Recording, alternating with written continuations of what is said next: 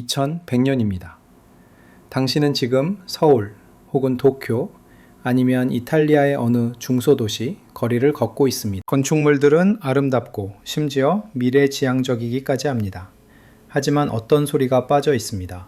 지난 만년 동안 인류 문명을 정의해온 소리죠. 바로 아이들의 소리입니다. 놀이터를 지나치지만 그네는 완전히 녹슬어 굳어버렸습니다. 잡초가 미끄럼틀을 칭칭 감고 있죠. 30년 동안 아무도 쓰지 않았으니까요. 학교를 지나치지만 더 이상 학교가 아닙니다. 노인 요양병원으로 바뀌었거든요. 지하철을 탔는데 기묘할 정도로 조용합니다. 출퇴근 전쟁도 밀치기도 없습니다. 그저 희끗한 머리를 한 노인들이 멍하니 화면만 바라보고 있을 뿐입니다. 지난 2세기 동안 우리는 인구 폭발을 두려워했습니다. 우리는 우리가 패트리 접시 속 박테리아 같다고 생각했죠. 모든 자원을 먹어치우고 굶어 죽을 때까지 번식만 할 거라고요. 하지만 우리가 틀렸습니다. 폭탄은 터지지 않았습니다. 오히려 안으로 쪼그라들었죠. 우리는 자본주의, 연금, 부동산, 주식시장 등 전 세계 경제 시스템을 무한한 성장이라는 단 하나의 타협 불가능한 전제 위에 세웠습니다. 하지만 고객이 더 이상 태어나지 않으면 어떻게 될까요? 노동자가 사라지면 무슨 일이 벌어질까요? 파티의 끝에 오신 것을 환영합니다. 인구 붕괴의 시대에 오신 것을 환영합니다. 잠깐 무슨 생각하시는지 알아요? 또 우울한 망무새 영상이네. 하지만 이건 지구의 운석이 떨어지거나 인공지능이 우릴 종이 클립으로 만든다는 얘기가 아닙니다. 이건 단순하고 냉혹하며 용서가 없는 수학에 관한 이야기입니다. 인구를 증가가 아닌 유지만 하려 해도 마법의 숫자가 필요합니다. 바로 2.1명입니다. 모든 여성이 평균 2.1명의 아이를 낳아야 한다는 뜻이죠. 한 명은 엄마를 대신하고 한 명은 아빠를 대신하고 나머지 0.1명은 삶의 비극적인 변수를 대비하기 위해서입니다. 오늘날 대한민국의 합계 출산율은 0.72명입니다. 중국은 공식적으로 1.0명이지만 비공식적으로는 훨씬 낮을 겁니다. 이민자의 나라이자 낙관주의의 땅이라는 미국조차 인구 대체 수준 아래인 약 1.6명으로 떨어졌습니다. 우리는 단순히 브레이크를 밟고 있는 게 아닙니다. 영화 델마와 루이스처럼 인구 절벽을 향해 전속력으로 돌진하고 있는 겁니다. 가장 무서운 점은요, 이게 생물학적으로도 나쁘지만 경제에는 그야말로 재앙이라는 겁니다. 오늘 우리는 인구 감소가 불러올 경제 붕괴의 6단계를 하나씩 뜯어볼 겁니다. 첫 번째, 거대한 연금 폰지 사기입니다. 밤 안에 있는 코끼리, 아니 요양원에 있는 코끼리 이야기부터 시작해보죠. 만약 당신이 40대 미만이라면 심호흡 한번 크게 하세요. 자리에 앉으셨나요? 좋습니다. 왜냐하면 당신의 은퇴에 대해, 정확히 말하면 당신에게 은퇴란 없다는 사실에 대해 이야기해야 하니까요. 미국의 사회보장제도든 영국의 국민연금이든 일본의 낸킨이든 현대의 연금 제도는 모두 20세기 중반에 설계되었습니다. 그땐 세상이 지금과 완전히 달랐죠. 1950년에는 연금을 받는 은퇴자 1명당 돈을 내는 노동자가 16명이나 있었습니다. 이 수학이 얼마나 아름다운지 보이시나요? 16명한테서 돈을 조금씩 걷습니다. 그걸 모아서 할머니께 드리는 거죠. 정말 가벼운 일입니다. 아주 쉽죠. 하지만 이 시스템은 피라미드의 밑바닥이 꼭대기보다 항상 더 넓어야만 유지될 수 있습니다. 항상 노인보다 젊은이가 더 많아야 한다는 전제에 의존하는 거죠. 이건 폰지 사기입니다. 폰지 사기가 좀 자극적인 단어라는 건 알지만 정의를 한번 봅시다. 나중에 들어온 투자자의 돈으로 먼저 들어온 투자자에게 수익을 지급하는 사기 행위. 이게 문자 그대로 국민연금이 돌아가는 방식입니다. 당신이 오늘 세금으로 내는 돈은 당신 이름이 적힌 금고에 들어가는 게 아닙니다. 미래를 위해 비트코인에 투자되는 것도 아니고요. 그 돈은 당신의 부모님과 조부모님의 연금을 지급하기 위해 즉시 수표로 발행되어 사라집니다. 다시 오늘날로 돌아와 볼까요? 16대 1이라는 그 비율 이제 사라졌습니다.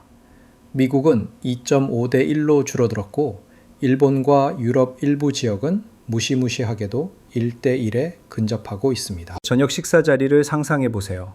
1950년대에는 16명이 돈을 모아 한 사람 밥을 사줬습니다. 쉽고 싸게 먹혔죠. 이젠 당신과 다른 한 명이 은퇴자 한 명의 밥값을 감당해야 합니다. 게다가 그 은퇴자는 더 오래 삽니다. 비싼 무릎 수술도 받아야 하고 고지혈증 약도 먹고 메뉴로 랍스터를 시키고 있습니다. 그런데 젊은 노동자인 당신은 빈털털이죠. 시나리오를 하나 돌려보죠. 때는 2035년입니다. 미국 사회보장기금이 공식적으로 고갈되었습니다. 참고로 이건 실제 정부의 전망치입니다. 정부에겐 두 가지 선택지가 있는데 둘 다 최악입니다. 첫째, 혜택 축소. 수천만 명의 분노한 노인 유권자들에게 연금을 25% 깎겠다고 말하는 겁니다. 이건 정치적 자살행위죠. 노인들은 투표를 하고 젊은이들은 틱톡을 하니까요. 정치인들이 누구 말을 듣겠습니까? 둘째, 세금 인상. 그들은 학자금 대출에 허덕이며 집 한 채 사지 못해 익사 직전인 밀레니얼 세대나 Z세대 노동자인 당신을 쳐다보며 이렇게 말합니다. 어이 친구, 자네 월급의 15%가 아니라 40%가 필요해. 이건 세대 간 전쟁을 일으킵니다. 단순히 엑셀 파일의 숫자가 아닙니다. 이건 원한의 문제입니다. 젊은이들은 노인들을 보며 이렇게 생각하겠죠. 당신들은 역사상 가장 싼 값에 집을 샀고 주식시장의 호황을 다 누렸으면서 이제는 크루즈 여행 가겠다고 내 월급까지 뜯어먹으려 해. 계산이 도저히 안 나옵니다. 부양 비율이 뒤집혀서 수레를 끄는 사람보다 수레에 탄 사람이 더 많아지면 수레는 멈춥니다. 이것이 인구 붕괴의 첫 번째 희생자입니다. 바로 그 약속 말이죠. 국가가 여러분의 노후를 책임져 줄 것이라는 믿음이죠. 잠깐 안내 말씀 하나 드릴게요. 만약 여러분이 비니베이비 인형이나 코인으로 은퇴 자금을 마련할 계획이라면 좋아요 버튼을 꾹 눌러주세요. 만약 이 문제가 진심으로 걱정된다면 댓글로 알려주세요. 여러분이 은퇴할 때쯤 국민연금이 남아있을 것 같나요? 두 번째, 부동산 대재앙과 부의 종말입니다. 자, 정부에서 나오는 돈은 사라졌다고 칩시다. 그래도 괜찮겠죠? 왜냐하면 부모님이 교외에 번듯한 방 4개짜리 집을 가지고 계시니까요. 그게 바로 노후 자금이고 가족의 재산이죠. 1982년에 3만 달러를 주고 샀는데 지금 진로우에서 확인해 보니 80만 달러라고 하네요. 그럼 그 집을 팔고 평수를 줄여서 이사하고 남은 차익으로 여생을 즐기면 되겠죠. 그렇죠? 틀렸습니다.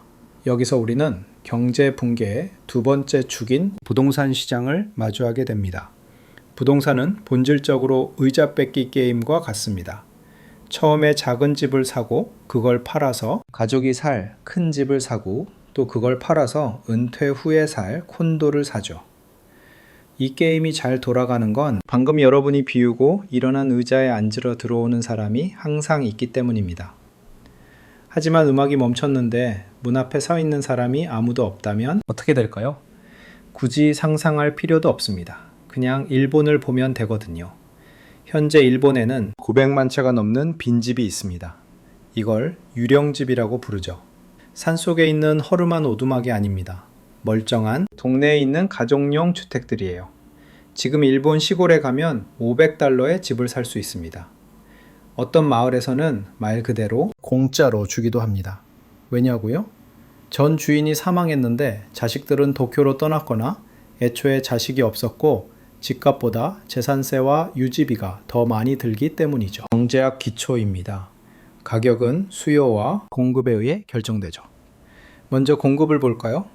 역사상 가장 거대한 세대인 베이비붐 세대가 나이 들어감에 따라 그들은 모두 살고 있던 큰 집을 거의 동시에 팔려고 할 겁니다.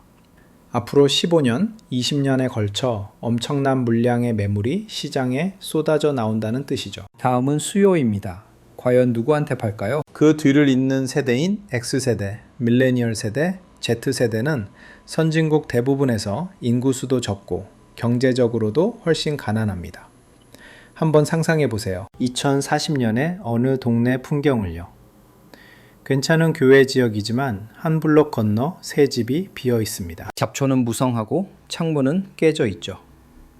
같은 블록의 집 세 채가 헐값에 팔리고 있다면 여러분의 집도 더 이상 80만 달러가 아닙니다. 누군가 집을 하려는 딱 그만큼의 가격일 뿐이죠. 그리고 구매자 10명당 판매자가 50명이라면 가격은 바닥을 치게 됩니다. 이게 바로 경제학자들을 공포에 떨게 하고 잠 못 들게 하는 부분입니다. 중산층에게 집은 가장 중요한 자산 저장고이자 돼지 저금통입니다. 만약 집값이 단순한 조정이 아니라 구조적인 인구 쇼크로 인해 폭락한다면 수조 달러에 달하는 가상의 부가 그냥 증발해버리는 겁니다. 집을 담보로 대출을 받아 사업을 시작할 수도 없어요. 담보 가치가 없으니까요.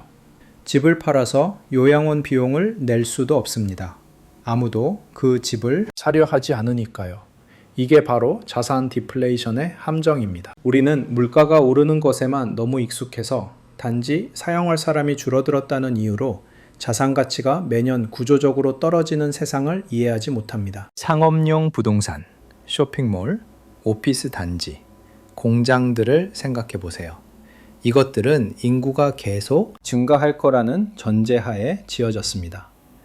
인구가 줄어드는 세상에서 인구가 20% 감소한다는 건 단순히 손님이 20% 줄어드는 게 아닙니다. 쇼핑몰이 파산한다는 뜻이고 전문 공장이 문을 닫는다는 뜻입니다. 중국의 유령 도시들은 몇 년 동안 조롱거리였죠. 사람은 없는데 거대한 도시만 지어놨으니까요. 하지만 곧 서구권도 정반대의 문제를 겪게 될 겁니다. 사람들로 가득 찼던 도시가 인구가 서서히 사라지면서 폐허로 변해가는 유령 도시 말이죠. 세 번째, 혁신의 죽음 혹은 노인은 사고를 치지 않는다 입니다. 자, 돈과 집에 대해서는 이야기했죠. 하지만 인구와 함께 사라지는 더 치명적인 것이 있습니다. 바로 미래입니다. 이걸 이해하려면 우리는 솔직해져야 합니다. 이 말 하면 욕을 좀 먹겠지만 사실이거든요. 혁신은 젊은이들의 영역입니다. 인류 역사의 가장 큰 패러다임 변화를 생각해 보세요. 알베르트 아인슈타인은 26살에 특수 상대성 이론을 발표했습니다. 스티브 잡스는 21살에 애플을 시작했고요. 마크 저커버그는 19살에 페이스북을 내놓았습니다. 레리 페이지와 세르게이 브레인은 20대에 구글을 창업했죠. 나이 든 사람들이 똑똑하지 않다는 게 아닙니다. 그들은 위험을 피하려 한다는 거죠. 여러분이 22살에 바닥 매트리스에서 자며 라면을 먹고 있다면 잃을 게 없잖아요. 실패 확률이 99%인 미친 아이디어라도 도전해 볼 수 있죠. 망하면 취직하면 되니까요. 하지만 55살에 대출금도 갚아야 하고 대학생 자녀가 둘이나 있고 허리까지 아프다면 파괴적 기술에 전 재산을 걸진 않습니다. 가진 걸 지키려고 하죠. 안정을 위해 투표하고 스타트업이 아닌 채권에 투자합니다. 중위 연령이 55인 사회를 상상해 보세요. 참고로 현재 미국의 중위 연령은 약 38입니다. 일본은 이미 49이고요. 이렇게 고령화된 사회에서는 자본이 새롭고 과감한 아이디어로 흐르지 않고 전적으로 의료나 현상 유지에만 쏠리게 됩니다. 우리는 더 이상 화성 탐사요? 꿈도 못 꾸죠. 그 예산을 전부 고관절 수술비로 써야 하니까요. 핵융합 에너지 연구 지원도 끊길 겁니다. 유권자들이 앞으로 5년 더 연금 챙겨받는 걸 훨씬 중요하게 생각하거든요. 경제학자들은 이런 현상을 장기 침체라고 부릅니다. 거창한 말 같지만 쉽게 말해 더 이상 흥미진진한 일이 일어나지 않는다는 뜻이죠. 기술적으로는 완전히 멈춰버린 세상이 되는 겁니다. 2050년의 자동차가 2030년하고 똑같고 핸드폰도 그대로겠죠. 영화는 스파이더맨의 50번째 리메이크작만 주구장창 나올 겁니다. 영화사들이 겁을 먹어서 새로운 작품에 투자를 안 하거든요. 또 다른 문제는 유동성 지능입니다. 심리학자들은 지능을 두 가지로 나눕니다. 하나는 결정성 지능인데요. 이건 나이 든 분들이 기가 막히게 많이 가지고 있는 지혜나 경험, 어휘력 같은 거죠. 그리고 다른 하나는 유동성 지능인데 이건 새로운 문제를 해결하고 추상적으로 생각하며 급변하는 상황에 적응하는 능력입니다. 이 유동성 지능은 성인 초기에 정점을 찍죠. 그런데 만약 젊은 두뇌에 풀을 줄여버린다면 말 그대로 새로운 문제를 해결할 전 지구적인 처리 능력을 줄이는 꼴이 됩니다. 우리는 지금 기후변화나 에너지 위기, 그리고 언제 닥칠지 모를 전염병 같은 문제들에 직면해 있잖아요. 이런 문제들과 싸우려면 똑똑하고 열정적이며 유연한 젊은 인재 수백만 명이 필요한데 오히려 우린 그들에게 자원도 덜 주면서 인생의 황금기를 자기들보다 3배나 많은 노인들의 기저귀나 갈아주는 데 쓰라고 강요하고 있는 겁니다. 이건 단순한 경제 쇠퇴가 아니에요. 문화적 우울증이죠. 젊음이 사라진 세상은 멋짐도 사라진 세상입니다. 날카로움도 없죠. 마치 조용한 시골 골프클럽에서 보내는 영원한 일요일 오후 같은 겁니다. 안전하긴 하겠죠. 근데 지루하냐고요? 당연하죠. 잠깐 여기서 질문 하나 할게요. 요즘 영화나 정정도 음악이 좀 꽉 막힌 것 같지 않나요? 죄다 옛날 추억팔이만 하는 것 같고 어쩌면 그게 바로 문화가 늙어가고 있다는 증거일지 모릅니다. 대중문화가 정점을 찍고 내려오는 중이라고 생각하신다면 댓글로 알려주세요. 네 번째, 노동위기입니다. 아무도 일하려 하지 않는다는 말이 현실이 되는 거죠. 요즘 것들은 일을 안 하려고 해. 명절 때 삼촌한테 들어보셨죠? 웬디스 드라이브스루 창문에 붙은 구인 안내문에서도 보셨을 거고요. 하지만 진짜 무서운 진실은 이겁니다. 그들이 일하기 싫어서가 아니라 그냥 그 사람들이 존재하지 않는 거예요. 우리는 지금 구조적인 노동 부족의 시대로 들어서고 있습니다. 지난 40년 동안은 세계화 덕분에 값싼 노동력을 무한정 쓸 수 있었죠.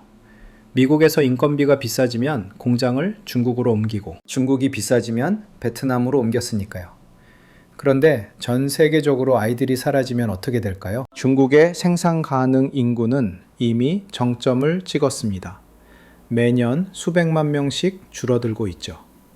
2050년이 되면 중국에서만 브라질 전체 인구보다 더 많은 노동자가 사라질 겁니다. 유럽도 줄고 있고 러시아도 줄고 있어요. 심지어 태국이나 브라질 같은 나라들도 출산율이 인구 유지 수준 밑으로 떨어졌습니다. 자, 2035년 어느 날 집이라고 쳐보죠. 수도관이 터져서 부엌이 물바다가 됐어요. 배관공에게 전화를 겁니다. 기계음이 이렇게 말하겠죠? 대기번호 4300번입니다.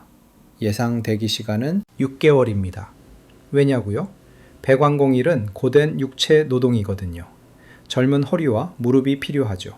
그런데 2035년에 젊은이는 구하기 힘든 사치품 같은 존재가 될 겁니다. 겨우 찾은 배관공은 시간당 $500를 부를 거고요. 머리 한 번 자르는데 $150, 커피 한 잔에 $25는 할 겁니다. 이걸 보몰 효과라고 하는데요. 사람 손이 필요한 서비스 비용이 천정부지로 치솟는 거죠. 인간의 노동력이 지구상에서 가장 희귀한 자원이 되니까요. 잠깐만, 로봇이 있잖아. 화면을 보며 소리치는 분들 계시겠죠? 인공지능, 자동화, 로봇.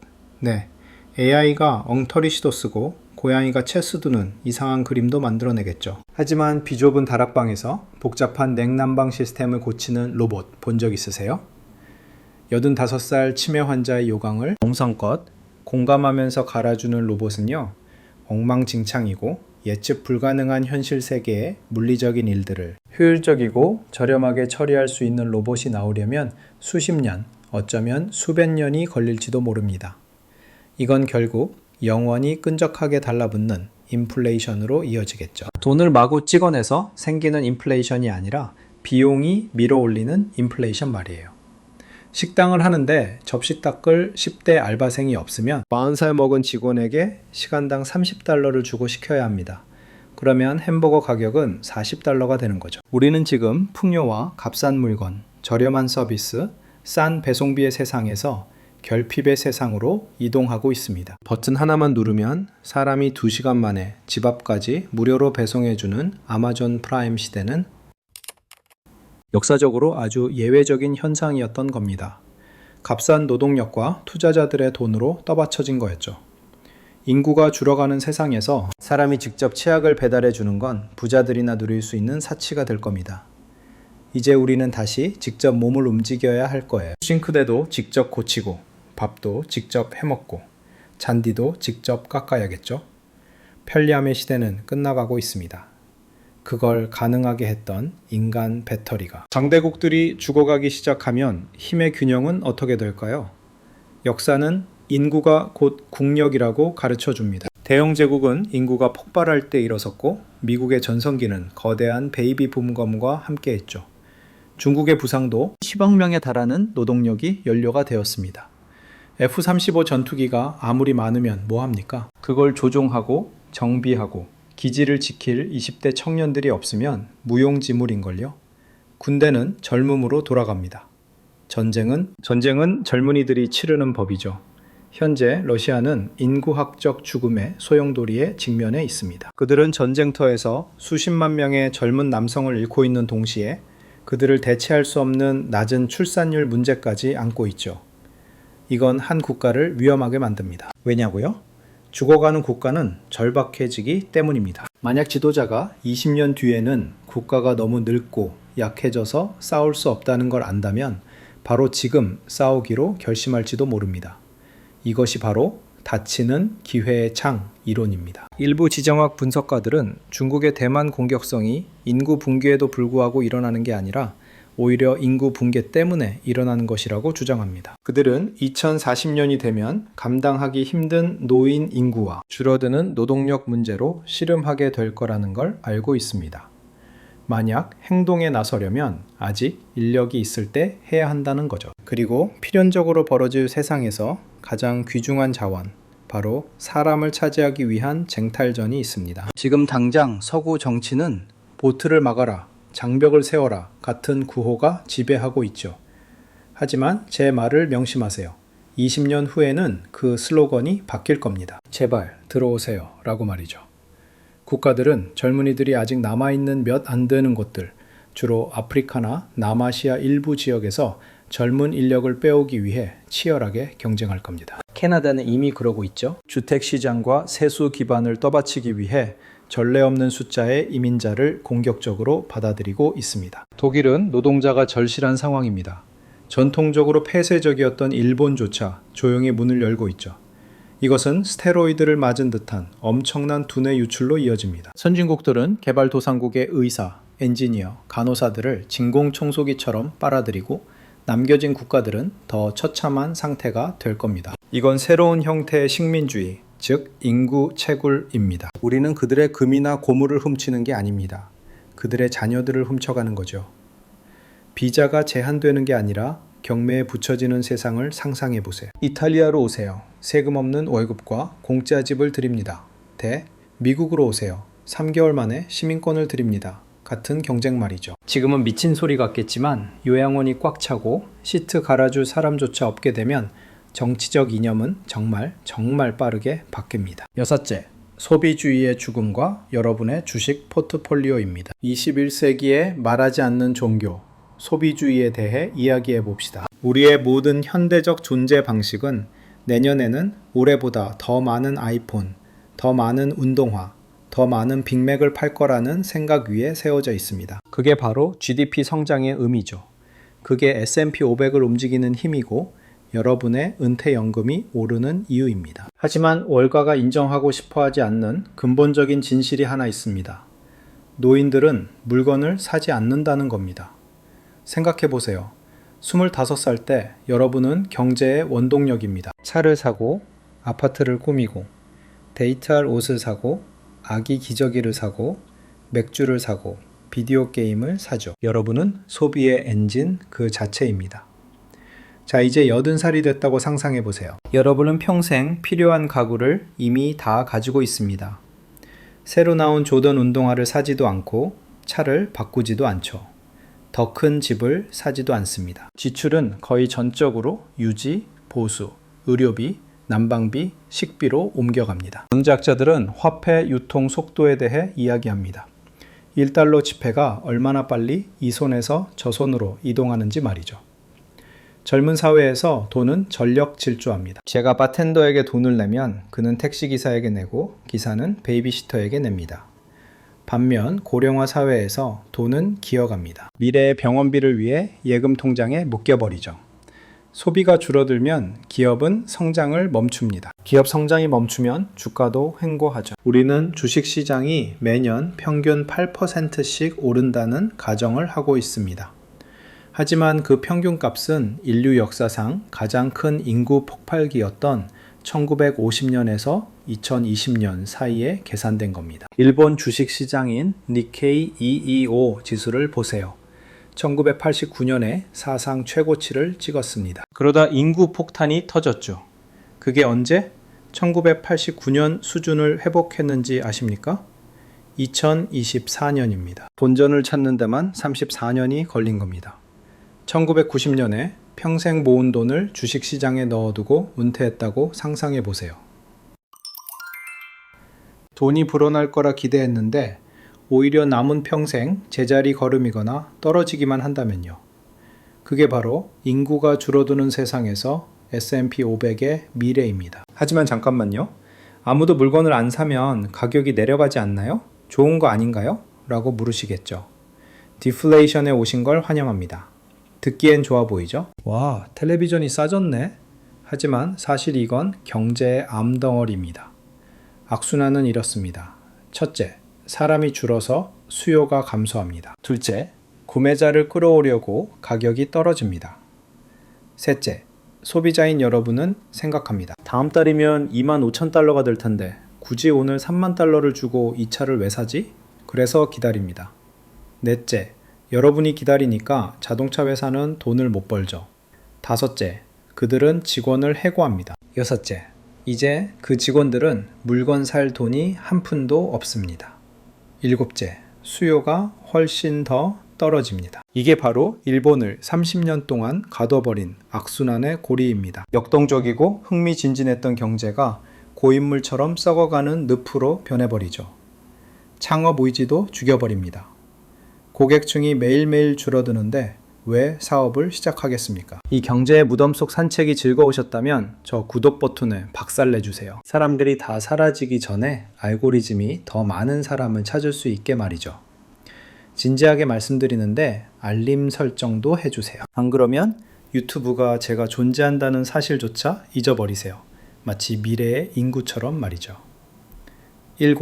고독한 세기, 인간이 치러야 할 대가입니다. 지금까지 우리는 돈 문제에 대해서만 이야기했습니다. 하지만 인구 붕괴의 가장 파괴적인 영향은 경제적인 게 아닙니다. 바로 심리적인 것입니다. 우리는 철저하게 고립된 세상을 만들고 있습니다.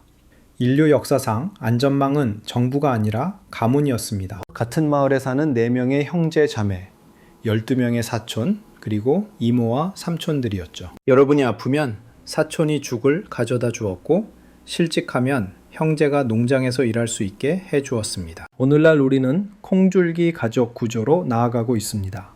형제 자매가 없고 부모님도 형제 자매가 없습니다. 즉 이모도 삼촌도 사촌도 없다는 뜻입니다. 가계도의 가지가 없습니다. 그저 일직선으로 뻗어 있을 뿐이죠. 부모님이 늙으시면 부양의 부담은 100% 여러분에게 떨어집니다. 비용을 분담할 형제도 없고 화요일 당번을 맡아줄 자매도 없습니다. 풀타임 직장에 다니면서 외동아이를 키우고 두 분의 늙은 부모님을 돌봐야 하는 건 오직 여러분 혼자뿐입니다. 이걸 샌드위치 세대 문제라고 하죠. 하지만 미래에는 압사당하는 세대가 될 것입니다. 번아웃 비율은 천문학적일 겁니다. 일본에는 이를 지칭하는 단어가 있습니다. 바로 고독사입니다. 쓸쓸한 죽음을 의미하죠. 아파트에서 홀로 죽음을 맞이하고 시신이 부패하는 냄새가 나서야 몇 주 혹은 몇 달 뒤에 이웃에게 발견되는 사람들을 말합니다. 이런 아파트를 전문적으로 청소하고 마룻바닥에 베어든 시신의 흔적을 닦아내는 특수 청소 업체들도 있습니다. 이건 성장 산업이 되고 있죠. 한국에는 은둔형 외톨이가 있습니다. 방 안에 틀어박혀 수년 동안 나오지 않는 젊은이들입니다. 너무 많은 것을 요구하고 너무 적은 것을 주는 사회에 참여하기를 거부하는 거죠. 그렇다면 우리는 어떻게 대처할까요? 이미 우리는 목격하고 있습니다.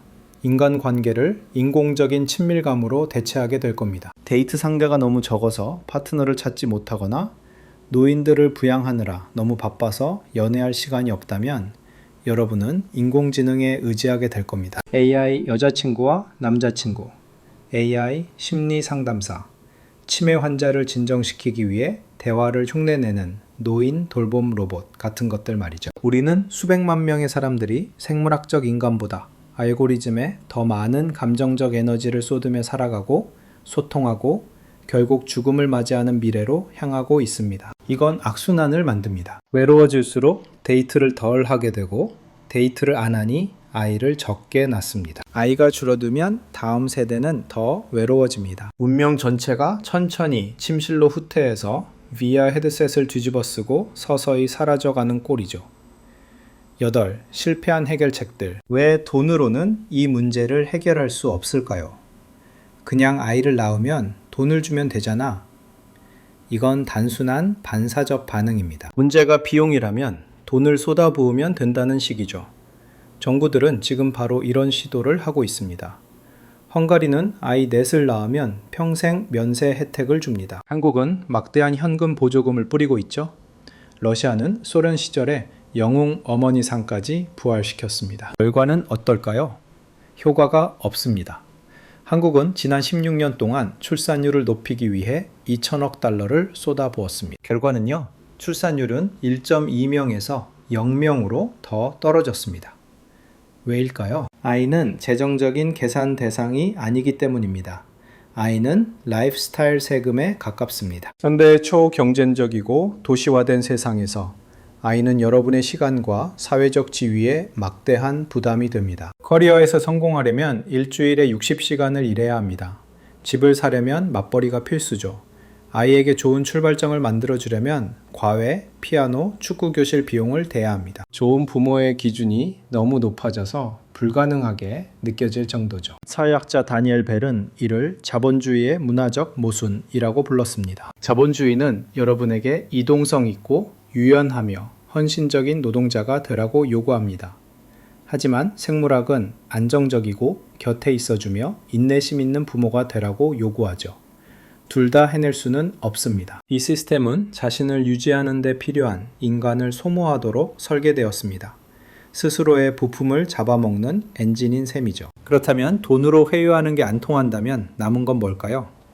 우리는 이미 액터라이프 같은 개념을 보고 있습니다. 인공자궁, 산업화된 출산, 여성들이 더 이상 출산을 거부하기 때문에 국가가 실험실에서 아기를 배양한다는 아이디어 말입니다. 마치 멋진 신세계나 매트릭스처럼 들리죠. 하지만 멸종과 실험실 배양 시민 중 하나를 선택해야 한다면 국가가 어느 쪽을 선택할 것 같습니까? 절박함은 무엇이든 정당화합니다. 하지만 더 가능성 있는 결말이 있습니다. 우리는 완전히 매트릭스처럼 되지는 않을 겁니다. 그저 줄어들 뿐이죠. 우리는 더 작고 더 조용하고 더 가난한 세상을 받아들일 겁니다. 우리는 성장시대의 폐허 속에서 사는 법을 배우게 될 겁니다. 9. 환경의 역설, 유일한 희망의 빛. 존재론적 공포로 이 이야기를 덮어버리기 전에 이 모든 상황을 반기는 한 집단에 대해 이야기해야 합니다. 바로 환경론자들입니다. 수십 년 동안 우리는 인구 과잉이 지구를 죽이는 질병이라고 들어왔습니다. 사람이 많을수록 탄소도 늘고 플라스틱도 늘고 산림 벌채도 심해지니까요. 그러니 인구가 급감하면 좋은 일 아닐까요? 그렇죠. 자연은 아주 맹렬하게 치유되고 있습니다. 인류가 물러나면 어떤 일이 벌어지는지 우린 이미 목격하고 있죠. 체르노빌 출입 금지 구역에는 늑대와 곰, 들소들이 기록적인 숫자로 돌아왔습니다. 일본의 버려진 마을에서는 곰들이 말 그대로 신의 한복판을 활보하고 있죠. 디트로이트 일부 지역에선 자연이 도시 블록 전체를 되찾아 도시의 잔해를 다시 대초원으로 돌려놓고 있습니다. 만약 다음 세기에 걸쳐 인구가 80억 명에서 40억 명으로 줄어든다면 생태계에 가해지는 압력은 엄청나게 줄어들 겁니다. 탄소 배출량은 급감하고 열대우림은 다시 자라나며 바다는 생명력을 되찾겠죠. 하지만 여기에 함정이 있습니다. 그 녹색 유토피아로 가는 과도기는 그 시대를 사는 인간들에겐 생지옥이 될 거란 점입니다. 우리는 성장을 연료로 달리는 문명을 건설했습니다. 축소나 탈성장을 연료로 하는 문명으로 전환하려면 우리가 가진 거의 모든 제도를 허물어야 합니다. 우리의 금융 시스템은 성장 없이는 붕괴합니다. 대출은 미래의 확장을 담보로 하니까요. 복지국가 시스템도 무너지고 공급망도 끊어집니다. 참 잔인한 아이러니죠. 생태계를 구하기 위해선 경제를 파괴해야 할지도 모릅니다. 우리는 시속 320km로 절벽을 향해 달리는 기차와 같습니다. 기후변화라는 절벽이죠. 인구 붕괴는 비상 브레이크를 당기는 것과 같습니다. 좋습니다. 절벽 아래로 떨어지진 않겠지만 급정거의 충격으로 기차에 탄 모든 사람의 뼈가 으스러질 겁니다. 과연 그럴 가치가 있을까요? 늑대들에게 물어보면 그렇다고 하겠죠. 하지만 2050년에 굶주리고 있을 노인에게 묻는다면 대답은 다를 겁니다. 10번째, 마지막 생각. 대전환의 시대. 자, 우리는 어디에 서 있는 걸까요? 우리는 지금 산업혁명 이후 인류 역사상 가장 중요한 변화의 문턱에 서 있습니다. 지난 250년간 화살표는 오직 위만 가리켰습니다. 더 많은 사람, 더 많은 돈, 더 많은 물건, 더 많은 도시들. 이제 그 화살표가 아래로 꺾이고 있습니다. 이것이 반드시 세상의 종말은 아니지만 우리가 알던 세상의 끝인 건 분명합니다. 이게 일시적인 하락인 척하는 건 그만둬야 합니다. 사람들에게 단돈 $500의 세금 공제 혜택을 주면 다시 아이를 6명씩 낳을 거라는 생각도 버려야 합니다. 문화가 변했고 생물학적 환경이 변했으며 인센티브 구조 자체가 바뀌었습니다. 우리는 축소의 시대로 진입하고 있습니다. GDP 그래프가 평평해져도 패닉에 빠지지 않는 새로운 경제학을 만들어내야 합니다. 어쩌면 소비보다는 공동체를, 저렴한 노동력보다는 자동화를 더 가치 있게 여겨야 할지도 모릅니다. 성공의 척도를 새로 짓는 마천루의 수가 아니라 그 안에 이미 살고 있는 사람들을 얼마나 잘 돌보느냐로 바꿔야 할지도 모르죠. 향후 50년은 정말 엉망진창일 겁니다. 경제 위기, 연금 부도, 그리고 정치적 대혼란이 오겠죠. 유령 도시들이 생겨나고 고독사가 이어질 겁니다. 하지만 그 너머에는 어쩌면 안정적이고 규모가 작아진 인류가 있을지 모릅니다. 지구를 산채로 갉아먹지 않는 인류, 더 많은 것이 항상 더 좋은 것은 아님을 깨달은 인류 말이죠. 우리는 쇠퇴를 관리해야 하는 세대입니다. 우리는 9세기의 임종을 지키는 호스피스 간호사이자 글쎄요, 다음에 올 무언가를 맞이하는 산파이기도 합니다. 그러니 2100년의 거리를 걸으며 텅 빈 놀이터와 조용한 학교를 지나칠 때 그것은 비극일까요? 아니면 그저 새로운 챕터일까요? 파티는 끝났습니다. 음악도 멈췄고요. 문제는 우리가 이 침묵을 즐기는 법을 배울 수 있느냐는 겁니다. 이 영상이 여러분께 존재론적 현타를 드렸다면 천만에요. 제가 바로 그런 거 하라고 있는 사람이니까요. 하지만 진지하게 이건 우리가 꼭 나눠야 할 대화입니다. 정치인들은 이 문제를 건드리지 않을 겁니다. 4년짜리 선거 주기에 맞지 않으니까요. 기업들도 주가에 타격을 주기 때문에 건드리지 않을 겁니다. 결국 해결책을 찾는 건 우리 몫입니다. 댓글로 여러분의 이야기를 듣고 싶습니다. 특히 젊은 시청자분들요. 생활비 때문에 아이 낳기가 두려우신가요? 아니면 그냥 원하지 않으시는 건가요? 솔직하게 말해주세요. 댓글 하나하나 다 읽어볼 겁니다. 만약 내 집 마련이 왜 사라지고 있는지 이해하고 싶다면 내 집 마련의 죽음, 새로운 봉건주의 영상을 확인해 보세요. 수치까지 아주 자세하게 설명해 뒀습니다. 그리고 제가 나중에 양로원 갈 비용이라도 마련할 수 있게 채널을 후원하고 싶으시다면 구독 버튼 누르고 알림 설정 부탁드립니다. 시청해 주셔서 감사합니다. 우리가 아직 모두 살아있는 동안 다음 영상에서 뵙겠습니다.